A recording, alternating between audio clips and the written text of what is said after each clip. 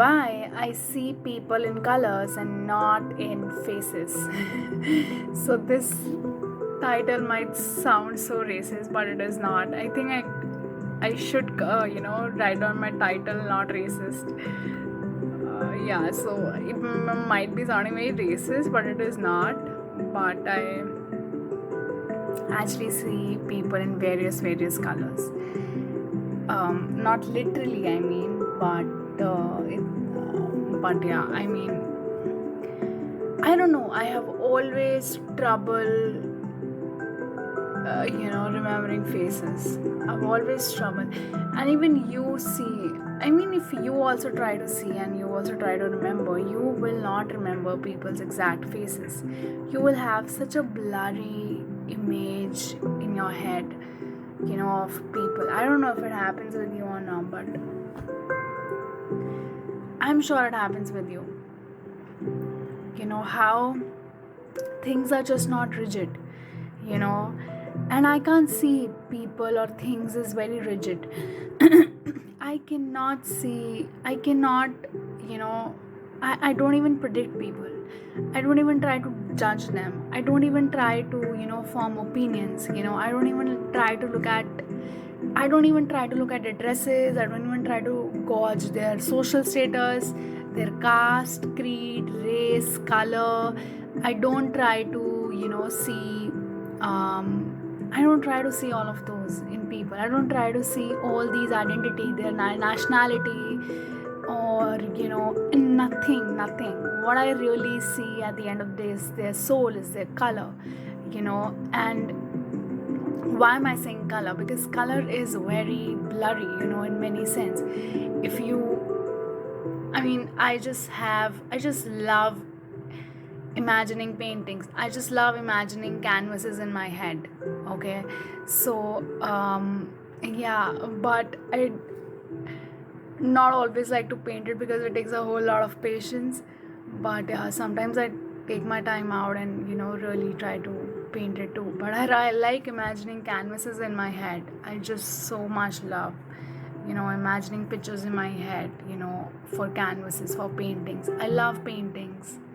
I truly love them, especially abstract one, where it's open for you to interpret.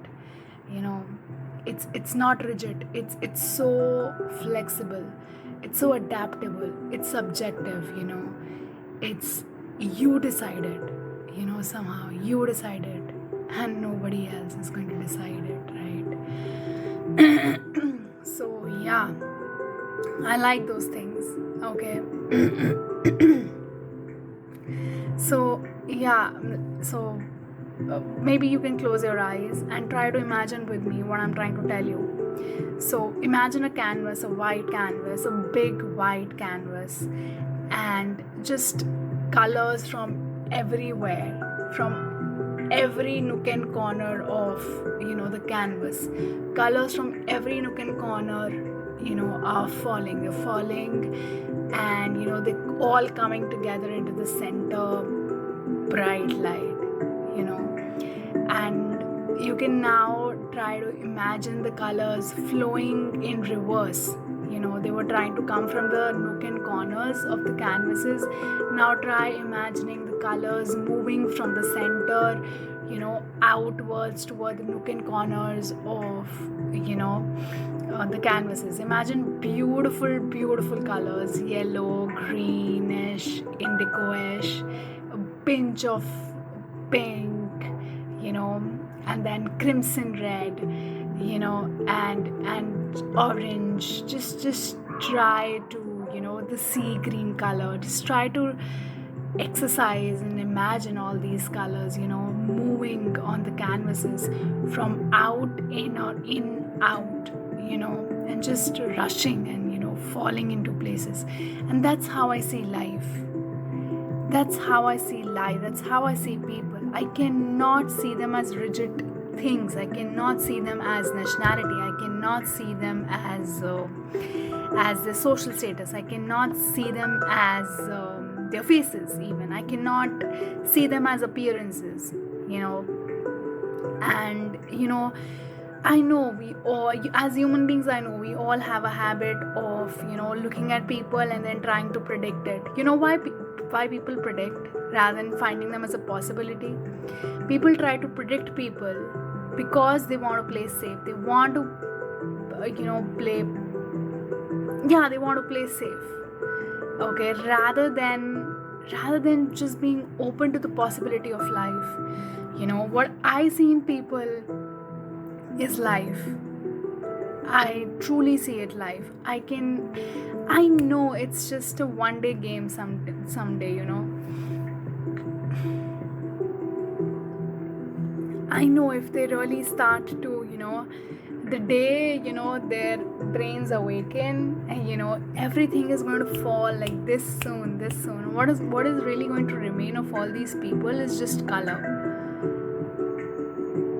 Yeah, I mean, there's just so much colors.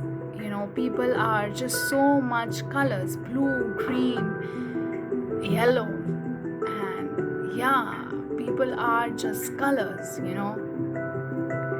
I can't help but see them as colors. I can't help but see them as life. I can't help but see them as souls. And I have a trouble forming too rigid, any opinions of these people. I have seen people trying to predict other people, or trying to gauge others' personality and stuff like that because they want to play safe, they want to be defensive. People try to predict people, but I see them as possibility. I see them what they can become rather than what they are. I really see them as what they can become. Okay, and it has been a very beautiful part of my spiritual journey. Okay, it really helped me a lot, because and like then 90% chances people are going to do exactly how you predict them.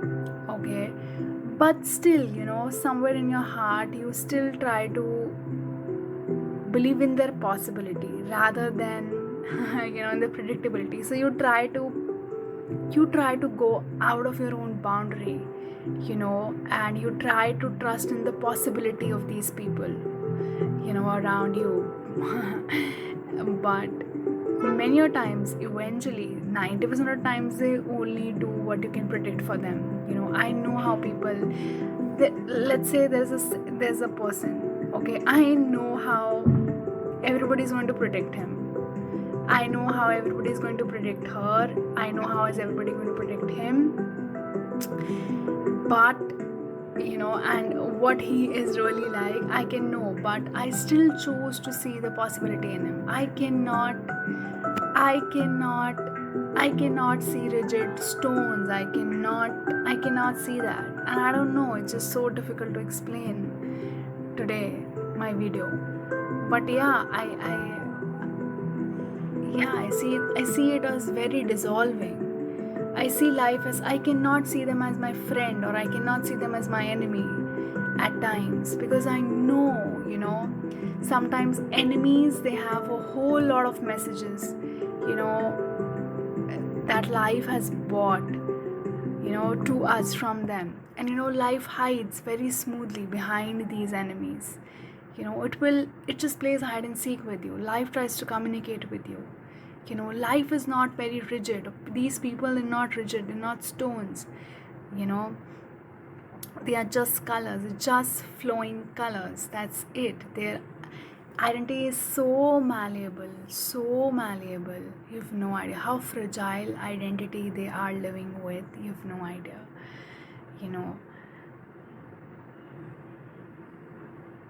Yeah.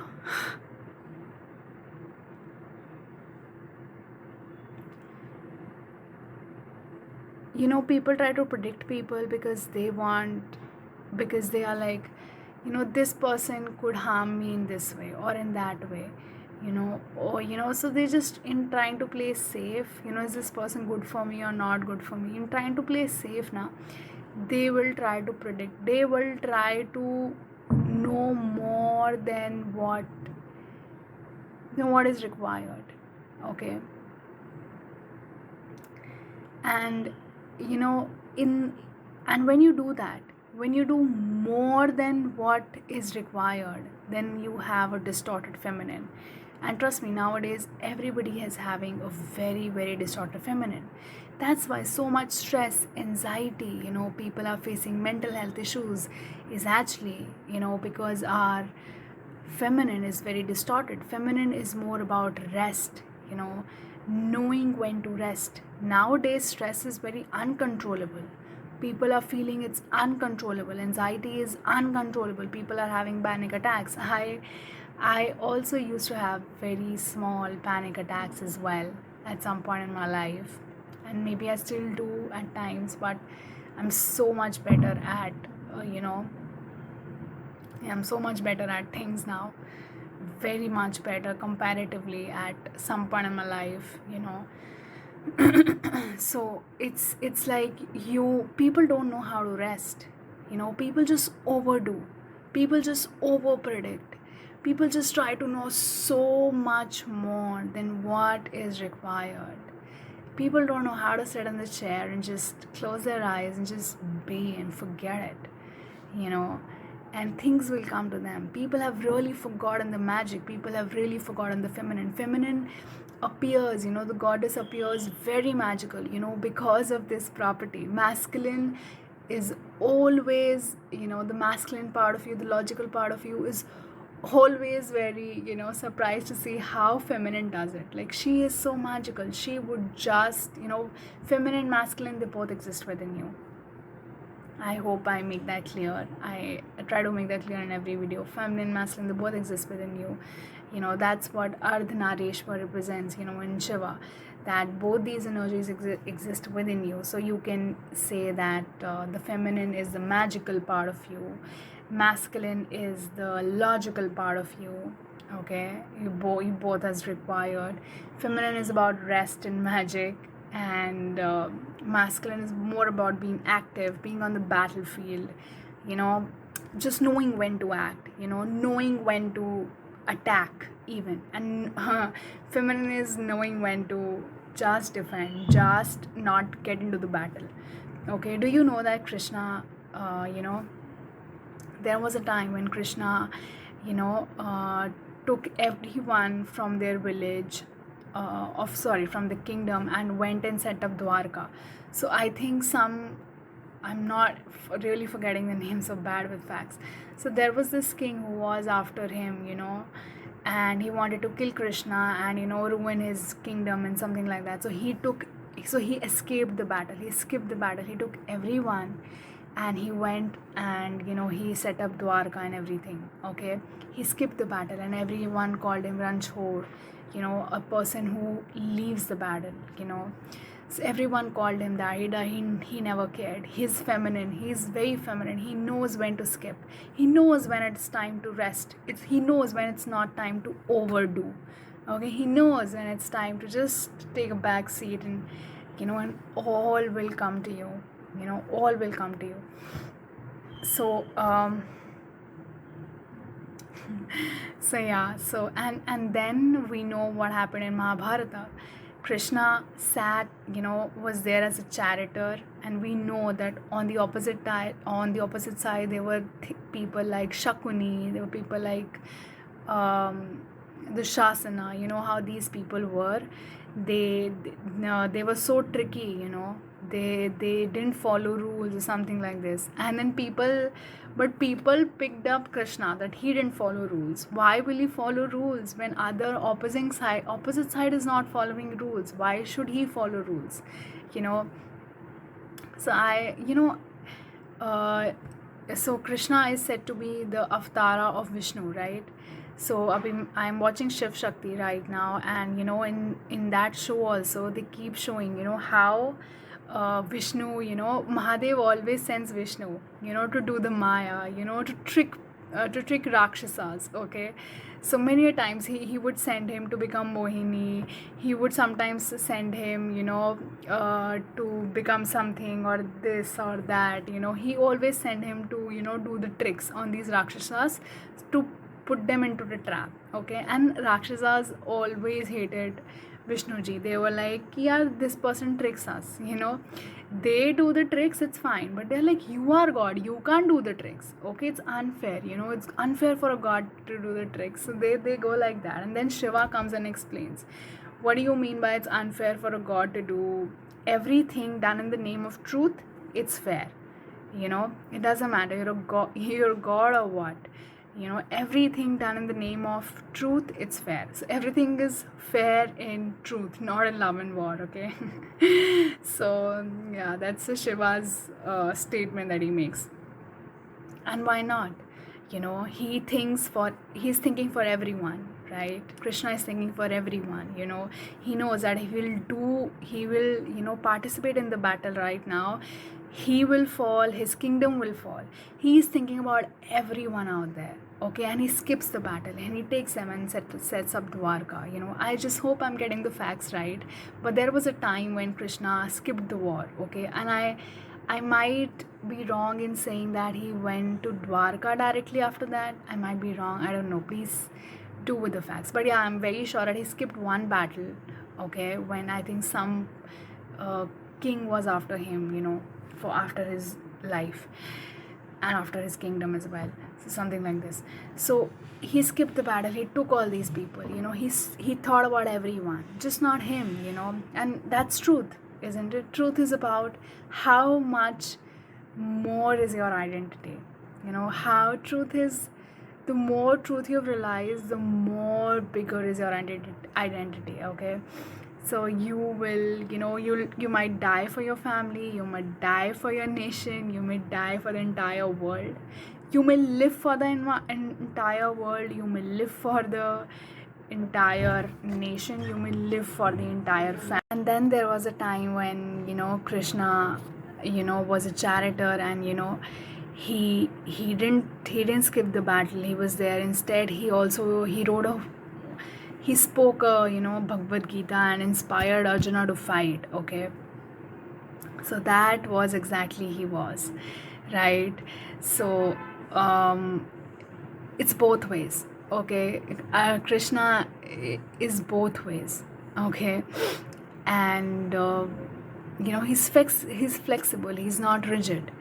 Okay, he is adapting. There was a time in my life and I was trying to search the ground. What is the ground?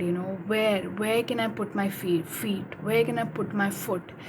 I never had a base, I never had a foundation, I never knew what to put the foot on, because every time you try to put your foot on success, it's fragile.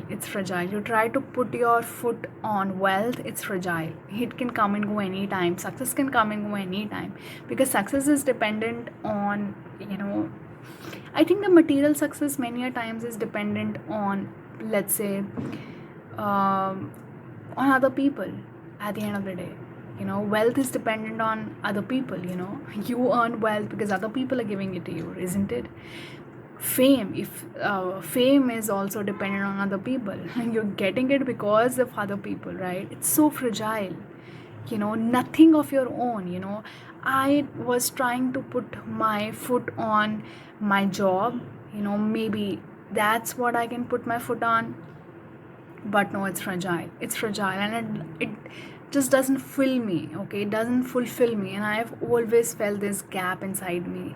I'm also a very sensitive and empath person, so it's terrible sometimes to live with your sensitivity, and it's terrible sometimes to live with your intuition, because you feel so much more, you feel the bad things as well. So I felt 10 times more, than other people around me. I knew my job isn't fulfilling me, I knew the things that I'm doing isn't fulfilling me.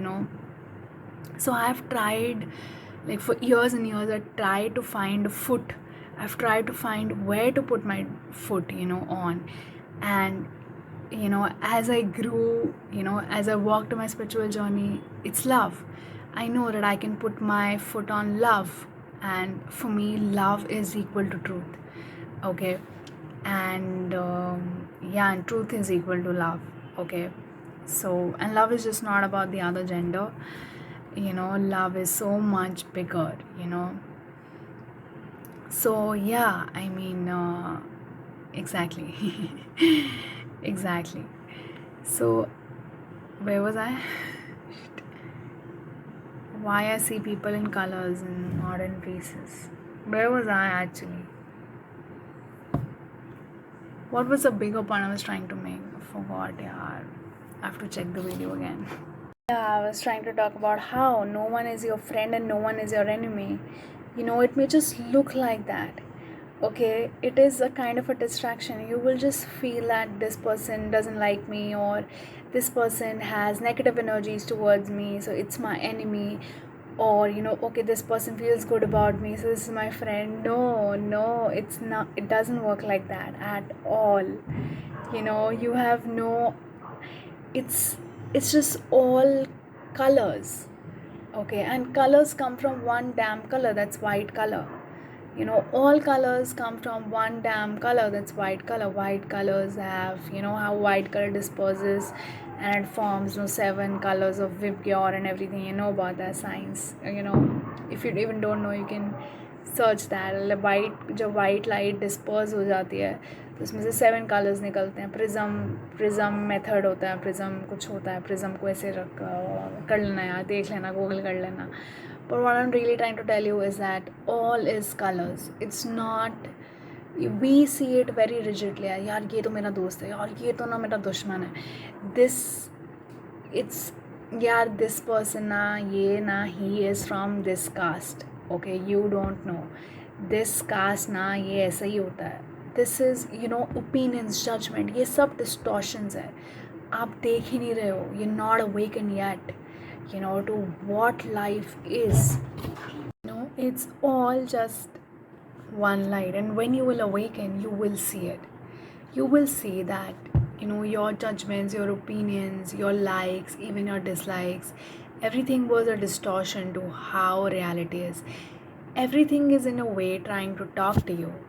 Sometimes the same experiences, same people keep coming to you again and again. You know why? Because there is some pattern within you, that you need to resolve, and life is being compassionate to throw it onto you. Okay, that look here in the mirror, this is the obstacle that you need to overcome, or this is the lesson that you need to take. But no, what we do, we sit in our heads. We listen to people around us, we listen to society, samaj, हम इन सब की सुनते हैं. They will tell us, अरे no, you should not go into that direction. Why? Because something or the other stupid reason they're going to give you. Okay, they will say, this is not our caste, this is not our job to do. Look at it, this job is such there's one thing about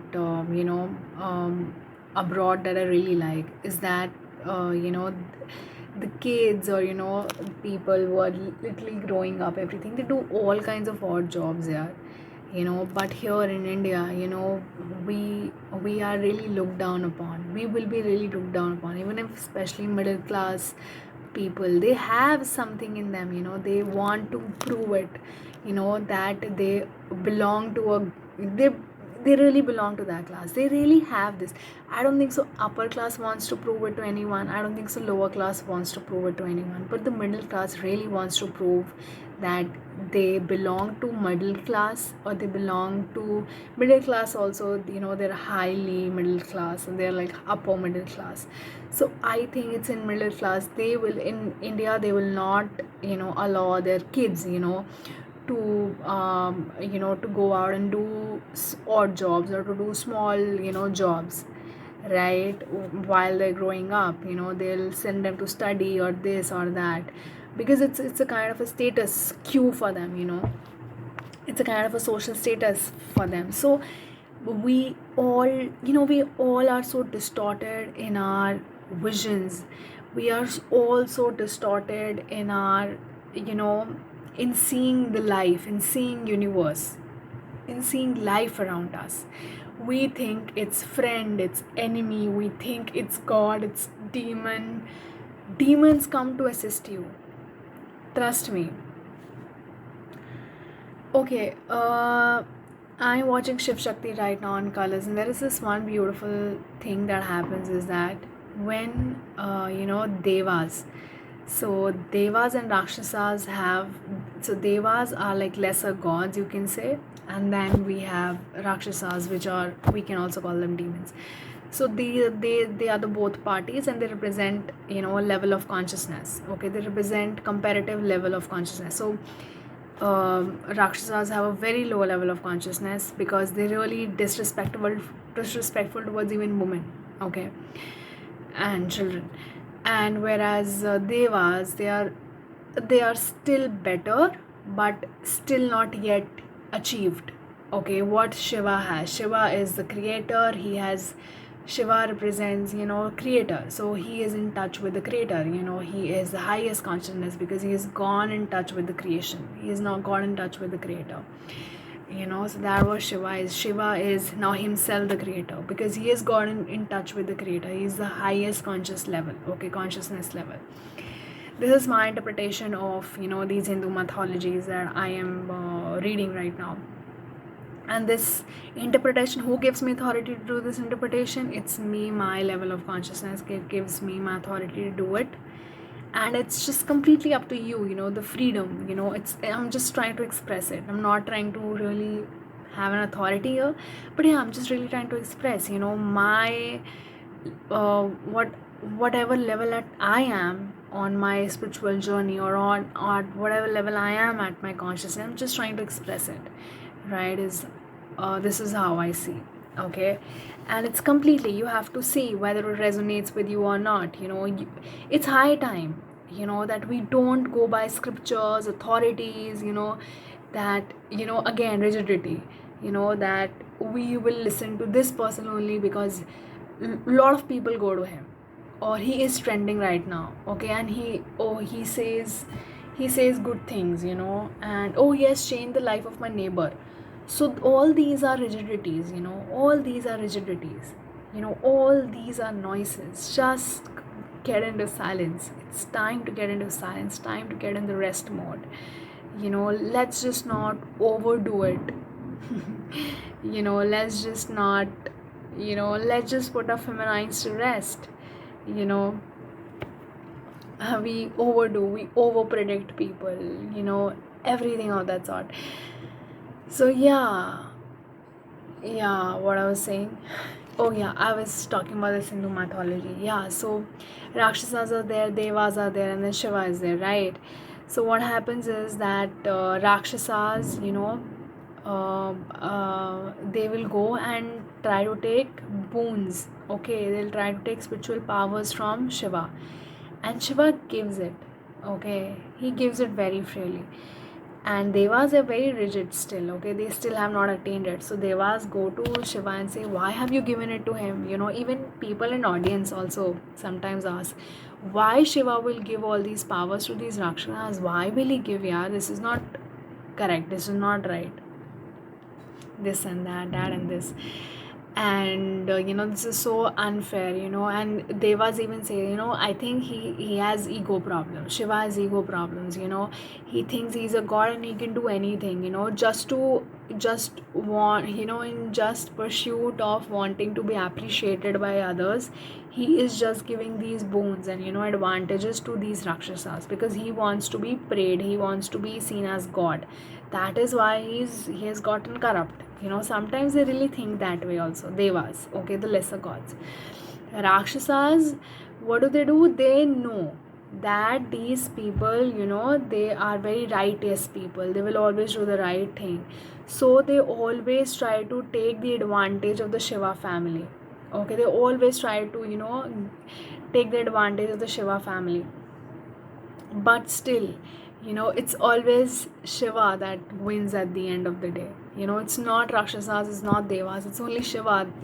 And who is Shiva? Shiva is Satya. Shiva, he himself says, I am Satya, I am truth, I am love. And he wins at the end of the day. Okay, between these fights, it's him, it's his, what he wants to do gets done and nothing else. Okay, and what he wants is the whole universe wants that. And what whole universe wants, that exactly what Shiva wants, because he's so much in connection with the universe. Okay, he's in connection with the universe, he's connection with the creation mode, creator mode. That's where he's gone. Okay, his he has a highest level of consciousness.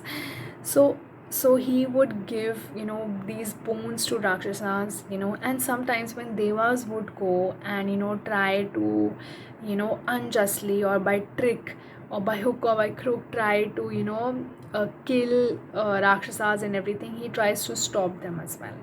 He tries to stop Devas, or he tries to stop these lesser gods from doing sins, and then again he's hated by Devas, that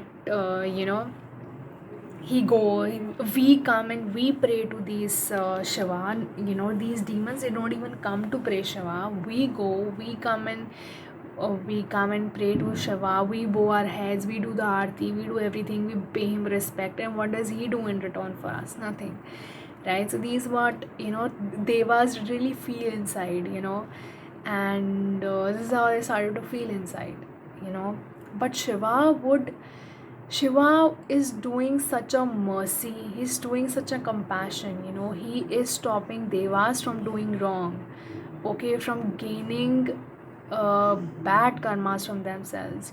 He gives them lessons, he gives Devas lessons, so that their ego drops, okay, so that they really learn what's right, and they really, try to come into their real senses, right? And he gives away the boons to these Rakshasas, because he wants them to have lessons, and even if you have these spiritual powers, you're still not going to win it, you're still not going to win from me, because that's not the universal law. Universal law is something else, and you don't have that treasure yet. So he is such a merciful god, and he is hated by both these, Rakshasas and Devas, they both hate him. Okay, people would come and tell you have these serpent, around your neck, you have these trishul, maybe that's why now you're very egoistic, you've gone very egoistic. That's what people will tell him. That's what, people who are so much in their own ego will tell him. Okay, their humans are still good, human beings, in Shiv Purans, human beings are still shown very good. There is one description where Mata Parvati, or the Shiva's wife, he goes down on earthly plane and he looks at a couple, okay, a blind couple, and they're really, they really have a trust and connection with each other. Okay, and Mata Parvati actually had a fight with Shiva, okay, and they had some trust issues going on. It's so beautiful, this mythology is so beautiful, how they just represent an, you know very much a human life as well through these stories. I love how simple these stories are. They talk about homely life, marriage life, everything. It's so beautiful. So she goes down, she looks at, she goes down an earthly plane, and she looks at this blind couple, and she sees that how much trust they both have, in each other, and also in Shiva and Mata Parvati, and then she goes back to Shiva, and they resolve their fight, that I don't they think that no, she says that no, we should trust each other, look at the trust that that humanly blind couple had with each other. So she learns a lesson from humans, and sometimes these Devas, they send these Devas to, for punishments, so that their ego drops off, and they give boons and they give away the, spiritual powers to Rakshasas, so that they can also have their lessons. So whatever it looks on the outside, however you try to, अपनी rigidity से आप जितना देखोगे ना उतना distorted लगेगा. थोड़ा दिमाग खोल कर देखो, like really awaken yourself to what reality is trying to do to you. Universe is trying to talk to you, in forms of, sometimes enemies come to you and they say, or they will say things to you, that is going to change your life completely. That is going to change your life, or they're going to push you towards, you know, towards your well-being and success, you know. So don't fear. Okay, many of us, we resist life talking to us. We don't allow life to talk to us. We just, you know, we just get into our rigidities. No, we will not do that. No, we will not do this, you know. Even Sadhguru says that, Krishna said that hesitation is the worst form of crime, you know. And wow, actually recently, very recently, Sadhguru's post, Sadhguru's everyday quotes आते हैं. So उसमें I think yesterday or day before yesterday, he wrote that karma is not in your action, you know, karma is in your violation.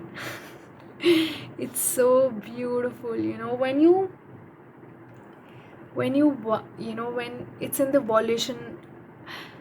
um how to explain, like, karma is not in the action always, you know. Sometimes you not doing the karma, you know, is also a kind of, you know, a karma you're creating, you know. Or you not doing what is to be done, you know. You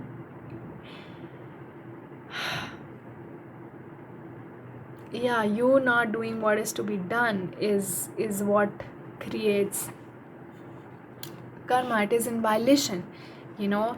For example, an apple tree, if it stops being an apple tree one day, he is creating karma now. Okay, he starts becoming orange, and you know, an apple tree, he can't become an orange. He has to become an apple tree only, right? So he is violating the law of universe. And why is he violating the law of universe?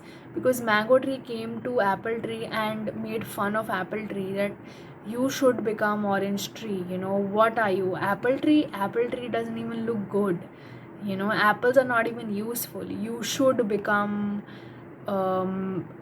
Orange tree. Oranges के trees होते हैं,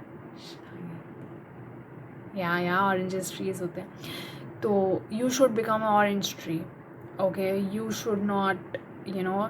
And of course he takes up that rigid opinion and influence, and you know, he tries to become an orange tree. Apple tree tries to become an orange tree, you know. And it's now a violation, you know, of his path.